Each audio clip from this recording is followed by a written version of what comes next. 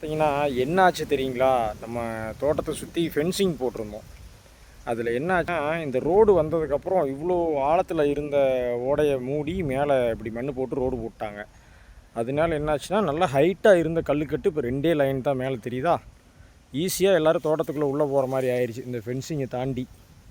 இப்போ அதனால் இதை அளந்துக்கிட்டு நானும் அப்பாவும் திண்டுக்கல் கிளம்பியாச்சு. திண்டுக்கல் போயிட்டு இதை இன்னொரு 4 அடி மேலே ஹைட் பண்ணிடலாம் அப்படின்னு சொல்லி முடிவு பண்ணிவிட்டு, இப்போ அந்த ஆங்கில் வாங்குறதுக்கு திண்டுக்கல் தான் போகணும். அங்கே தான் அந்த ஆங்கில் கிடைக்கும்.